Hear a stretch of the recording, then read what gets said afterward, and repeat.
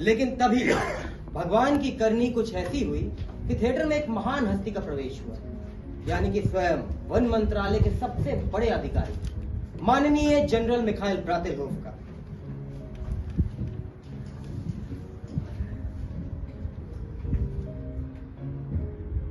Good evening general. हाँ, good evening.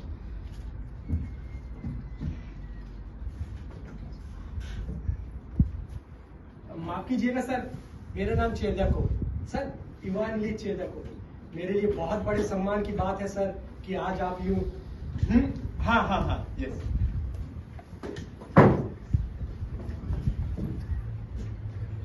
Actually sir, मैं भी आपकी तरह वन मंत्रालय में सेवारत हूँ। मैं एक तरह से आपकी सेवा में रहती हूँ, क्योंकि वन मंत्रालय के सबसे बड़े अधिकारी तो आप ही है सर।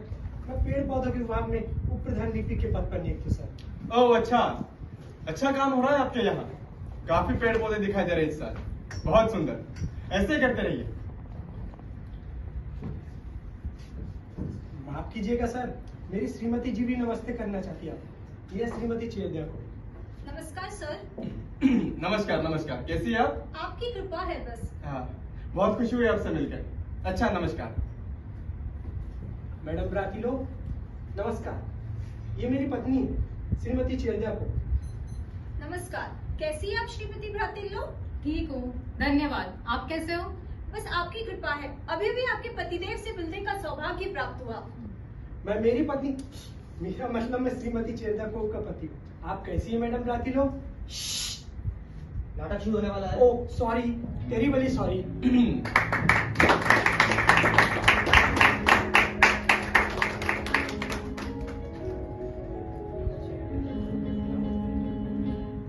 नाटक अच्छा लग रहा है ना सर? पता नहीं, अगर ठीक से देख पाओ तो शायद अच्छा लगे। ओह, सौभाग्य से मिले सुनहरे अवसर का लाभ उठाकर इवान इलीच चेरजाकोव आराम से बैठकर दाढ़ी वाली राजकुमारी नाटक का आनंद लेने लगा। इस समय वो अपने वन मंत्रालय के सबसे बड़े अधिकारी की नजरों में अजनबी नहीं रहा था। इस समय वो उनका मित्र नहीं तो उनके परिचय के दायरे में तो अवश्य आ गया था, और ये उपलब्धि कम नहीं होती है। लेकिन तभी बिल्कुल अचानक, बिना किसी पूर्व सूचना के, जैसे आसमान में बिजली चमकती है, इवान इलीच चेरजाकोव की गर्दन पीछे झुकी और oh my goodness, I am sorry sir, extremely sorry sir. ठीक है, कोई बात नहीं। कोई बात नहीं? कोई बात कैसे नहीं है सर? उससे इतना बड़ा अपराध हुआ है सर, अक्षम्य अपराध। हाँ, मैंने कहा ना, कोई बात नहीं, बस भूल जाइए इसे। भूल जाऊं सर? कैसे भूल जाऊं सर? मुझसे जो हुआ है वो नाकाबिले मुआफी है सर। इजाजत दीजिए कि मैं आपको अच्छी तरह साफ कर दूं। कम से कम इतना तो कर ही सकता हूं मैं। अरे, मैंने कहा ना, बस भूल जाइए।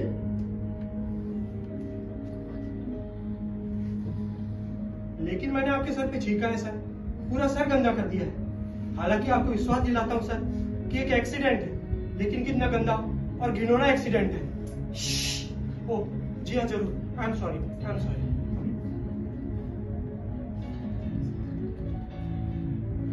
ये नजला या जुकाम नहीं था सर।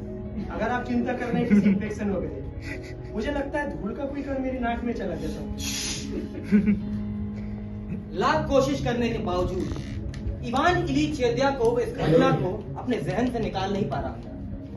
छींक जैसी शारीरिक रूप से छोटी और मामूली सी प्रक्रिया उसके जहन में बढ़कर बहुत बड़ा आकार लेने लगी। यहाँ तक कि छींक की आवाज उसे मैदाने जंग में दुश्मन की ओर से चलाई गई भयानक तोप की आवाज जैसी लगने लगी। अपने दिमाग में इवान ने इस पूरी घटना को दोबारा दोहराया, जिससे इस अप्रिय कांड की भयानक बारीकियां उसे स्पष्ट दिखाई देने लगी, और जैसे तैसे नाटक खत्म हुआ। वाह वाह वाह, क्या नाटक था भाई, कमाल है। हाँ, बहुत कमाल है। कमाल है, वाकई कमाल है। कमाल है ना? सचमुच कमाल है। बेशक कमाल है, हद से ज्यादा कमाल है। एक्सक्यूज मी सर, मेरे कंधे को कोई छू रहा है। किसने छुआ मुझे? अब मैं हूँ सर, इवान इलीच चेरजाकोव आपको छूने वाला। जरा बच के दिया, ये वही छींकने वाला है। अरे नहीं, घबराइए मत, मेरी सारी छींक निकल चुकी है। मैं तो एक्चुअली ये चिंता कर रहा था सर कि बाहर इतनी ठंड है, अब भीगा हुआ सर लेकर बाहर कैसे जाएंगे सर? कुछ नहीं होगा ना जवान। ये बताओ, नाटक कैसा लगा? बहुत मजेदार था ना? मजेदार? इतना मजेदार था सर कि मैं हंस के पागल हो गया। बहुत सालों बाद इतना हंसा हूं सर। सबसे मजेदार कौन सा सीन लगा? छींक वाला सर, जब मैंने आपके सर पे छींका था। उस सीन को माफ नहीं किया जा सकता सर। भूल जाओ नौजवान। चलो डार्लिंग, लगता है बारिश होने वाली है और अब मैं दोबारा नहीं भीगना चाहता। तुम भी ना डियर, बहुत छिकवाते हो, छोड़ दो ये आदत। और ये लोग वो तो साले लायक नहीं कि तुम्हारे पुत्र पे चीख सके। मैं बर्बाद हो गया, मैं बर्बाद हो गया, मैं बर्बाद हो गया, पूरी तरह बर्बाद हो गया। ये आदमी मेरा ट्रांसफर करवा देगा, डिपार्टमेंट में निकलवा देगा, पेड़ पौधों से हटाकर जहाँ झटका या टैंक विभाग में भेज देगा। अब घर चलो इवान। क्या? खामखा चिंता कर रहे हो तुम? एक बहुत मासूम सी चीख थी, जनरल तब तक इसे भूल भी गए होंगे। क्या तुम्हें सचमुच ऐसा लगता है? दिल से कह रही है तुम? नहीं, दिल से तो मैं भी बहुत डरी हुई हूँ। और दोनों ही अपने दिलों में ये डर लिए हुए घर पहुंचे।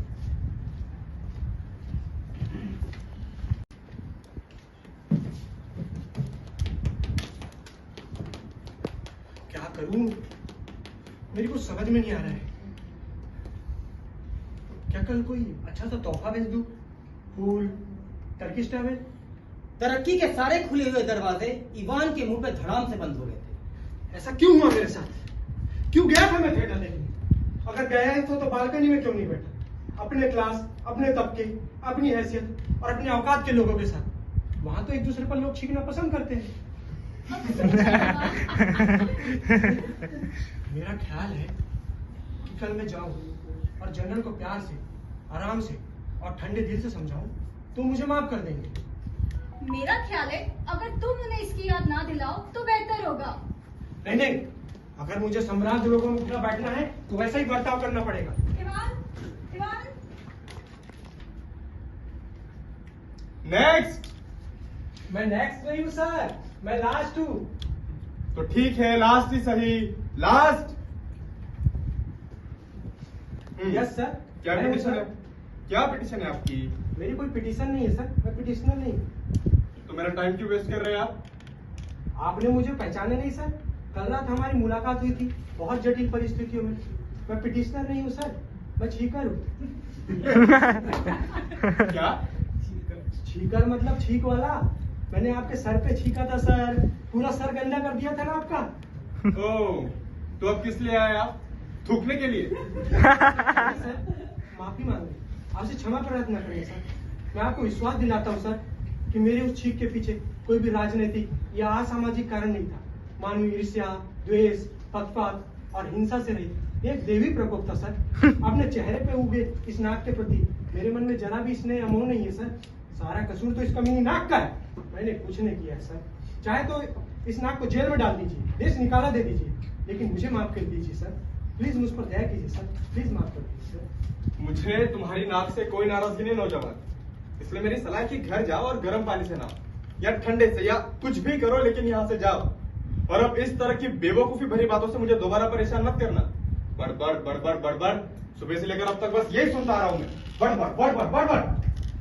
थैंक यू सर, भगवान आपका भला करे सर, आपके बाल बच्चों का भला करे, आपकी पत्नी का भला करे, आपके घर में हमेशा खुशहाली हो, आपका हर दिन सुहाना बीते, हर रात दिन से भी ज्यादा सुहानी हो।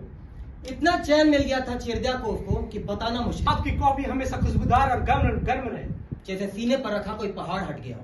आपकी इस कुर्सी को प्रणाम जिस पर आप बैठते हैं, आपकी उस वर्दी को प्रणाम जो आपको समेटकर इस कुर्सी पर बैठती है।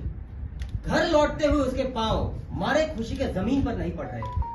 जीवन फिर कितना सुंदर और प्यारा लगने लगा। गीत संगीत और आनंद से भरा हुआ, जैसे कि स्वर्ग। ओह गॉड, मैं कितना खुश हूं। लेकिन फिर भी घर पहुंचकर एक नए विचारों से झंझोड़ दिया। क्या जनरल ने मुझसे किसी तरह का क्रूर मजाक किया है? क्या जनरल ने उसे जानबूझकर उल्लू बनाया है? अगर वो कोई सजा नहीं देना चाहते तो इतना तड़पा क्यों रहे मुझे? अगर सचमुच छींक मामूली चीज थी तो जनरल उसे चैन से सोने क्यों नहीं दे रहे थे? क्या पूरी रात इसी तरह गुजरेगी छटपटाते हुए? ये बर्दाश्त के बाहर था। अब चिरदियाको को गुस्सा आने लगा। अब मुझे गुस्सा आ रहा है। और इसी गुस्से की याद में जलते घुनते टहलते हुए रात कटी और सुबह हुई और उसने अपनी बीवी का नाम लेकर पुकारा, सोनिया सोनिया, सोनिया, क्या हुआ इवान? मेरा अपमान किया गया सोनिया। तुम्हारा तुम्हारा अपमान कौन करेगा इवान? तुम इतने भले और सीधे आदमी हो। लेकिन किया है, मेरा अपमान किया है। जानती हो किसने? वन मंत्रालय के मंत्री जनरल ब्रातिलो ने। कैसे? क्या किया उन्होंने तुम्हारे साथ? साला कुत्ता, हरामी, उसने इतनी चालाकी और बारीकी से मेरा अपमान किया है कि किसी की पकड़ में ना सके। वो जितना चालाक है उतना ही बेरहम भी है। उसने ऐसी तिगड़म बढ़ाई कि मुझे मजबूर कर दिया कि मैं उसके दफ्तर में जाऊं और भिखारियों की तरह भीख मांगू और गिड़गिड़ाऊं। इतना नीचे गिर गए तुम इवान? लेकिन घबराओ मत, अब मैं उसे बताऊंगा कि मैं उसके बारे में क्या सोचता हूं। अब समय आ गया है कि सर्वहारा वर्ग अपनी आवाज उठाए। इस धरती पर वो क्रांति लानी होगी जहां सब बराबर होंगे, ना कोई छोटा बड़ा, ना अमीर गरीब। किसी भी राष्ट्र, किसी भी धर्म, किसी भी मजहब, किसी वर्ग के आदमी को आजादी होगी कि वो अपने अवसरों पर छींक सके। अब इस बार अपमान उसका होगा, मेरे द्वारा।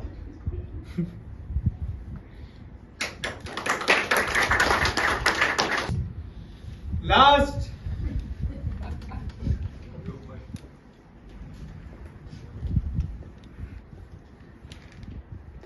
हाँ बोलिए। बोलिए, बोलिए, आप कह रहे हैं बोलिए। क्या आपने मुझे पहचाना नहीं श्रीमान? जरा ठीक से देखिए मेरा चेहरा। जी हाँ, मैं वही हूँ। वही? वही कौन? चेरद्या को श्रीमान। मैं फिर आ गया हूँ वापस, बिना ठंडे या गर्म पानी से नहाए। इस गंदे आदमी को किसने नलाने दिया? क्या चाहिए तुम्हें? क्या चाहिए? आप पूछ रहे हैं क्या चाहिए?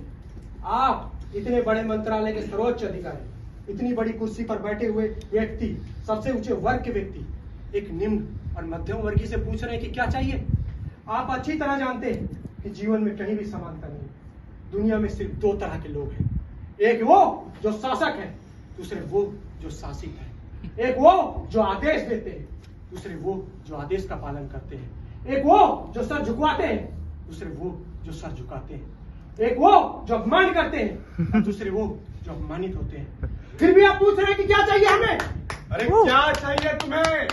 यहाँ खड़े बेवकूफ की तरह बड़बड़ मत करो। बोलो क्या चाहिए? एक्चुअली सर मैं बताता हूँ कि मैं आपसे क्या चाहता हूँ। मैं आपसे माफी मांगना चाहता हूँ सर। उस दिन मैं आपको ठीक से समझा नहीं पाया था, इसलिए आज दोबारा समझा रहा हूँ सर कि वो ठीक प्योर एक्सीडेंटल, प्योर एक्सीडेंटल। निकल जा, चला जा यहाँ से बेवकूफ, भाग जा। उल्लू पाजी गधे का बच्चा, चला जा मेरी आंखों के सामने से। और खबरदार जब तुम्हें मुझे कभी अपनी सूरत दिखाई दो, अगर दिखाई दिया तो जिंदगी भर के लिए साइबेरिया भिजा दूंगा। क्या नाम है तेरा? क्या नाम है तेरा?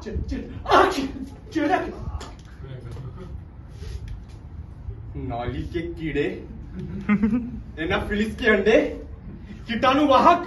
तू कीटाणु से भी गंदा है।